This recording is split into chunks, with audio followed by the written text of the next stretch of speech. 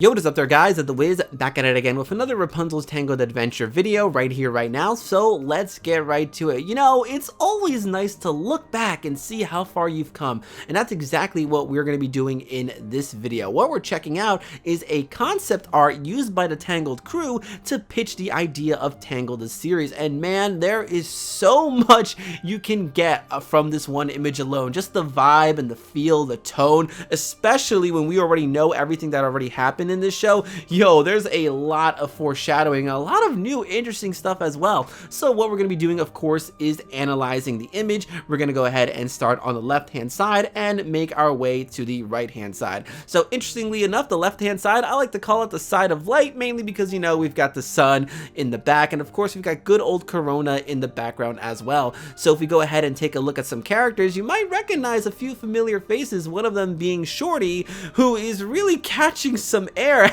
out here. Yo, he seems really energetic and happy, unless plot twist, that's his cousin like Tiny or something like that. But moving on, of course, we have your man Hook Hand. I mean, I'm going to assume it's Hook Hand because, you know, he's got a hook hand. But interestingly enough, like, you know, you would think they would put Hookfoot instead, seeing as how out of the two brothers, Hookfoot was the main character that they went ahead and focused on. But, you know, then again, this is just a concept art just to give a vibe and idea. Maybe Hookfoot's idea came later on. Hook Hand would have been an interesting character to work with, but I'm a-okay with Hookfoot, mainly because, you know, having new characters means new story and this and that, and I really like the relationship that we ended up getting with Hookfoot and Hook Hand. I mean, ultimately in the beginning it was a pretty rocky start, but you know, what are the odds of having a brother, you know, missing a hand and another one missing the legs? So interesting story dynamic between them, and it wasn't that bad because, you know, we ended up getting a episode with Hook Hand eventually. But moving on, of course, we have Attila,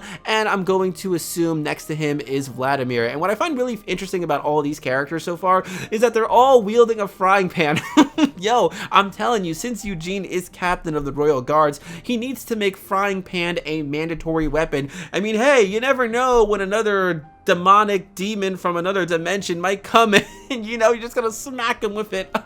I can't believe Zonteri really got knocked down with a frying pan. Boy, is there nothing that frying pan can't handle. Continuing on, we've got the main heroes over here. We've got your boy Maximus and Pascal tag teaming over there. Yo, those guys can take on anybody over here. But of course, continuing on, here we have the king and queen looking fresh, and right dead center we have your girl Rapunzel. Have some black rocks on the side, you know, could just be foreshadowing, of course, that, you know, Rapunzel is going to come into contact with the black rocks, that the black rocks are actually, you know, her destiny, or perhaps just a little something like, you know, darkness is creeping on to the side of light. Now, what's really crazy about Rapunzel is that if we go ahead and, you know, shift the image to the right hand side, that's where things become really crazy. Number one, we can clearly see that Rapunzel's hair is a lot more dark. It could be from that decay spell over here. But Eugene is kind of the big one, I think, about this. First off, if we go ahead and look at Rapunzel and Eugene, I'm going to assume that they might be looking at the wedding ring. Of course, that whole thing with this show was leading up to the wedding of Eugene and Rapunzel. So I believe that's what they're staring at right now, unless it's a piece of the moonstone or something, but I think it's the ring. Now, when we look at your man Eugene, they just can't get his nose right.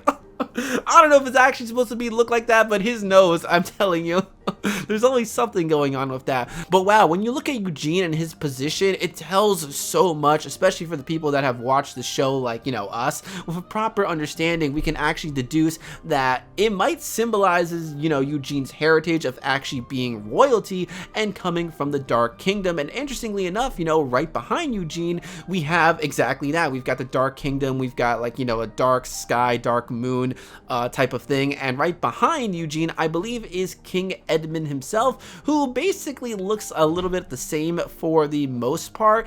And then this is where things get pretty wild over here. We can see the next character over here is an archer type of character, and believe it or not, that archer is actually your girl Cassandra. Wow, she definitely went through some major changes. What I find ironic about this, though, is that, you know, Cassandra being an archer is that, of course, we know in the show Cassandra's hand gets like burned off, so Oh, yeah, if she stuck with the whole archer motif, then, you know, clearly she would not have been able to use her main weapon, which definitely would have put her down an even darker path and put her in more despair and just, you know, be like, have more hatred and resentment towards Rapunzel. Yo, but I kind of like the edgy look she has going on over here, especially with the hair, like, covering the eye. Unless, plot twist, her eye was gonna be the one to get burned off, which I don't even see how that's possible. But, yo, I mean, just the way she's dressed, too, it's like, was she even supposed to originate from Corona, or was she just, like, you know, out in the wilderness surviving on her own? She's been an orphan for, like, the longest time, because,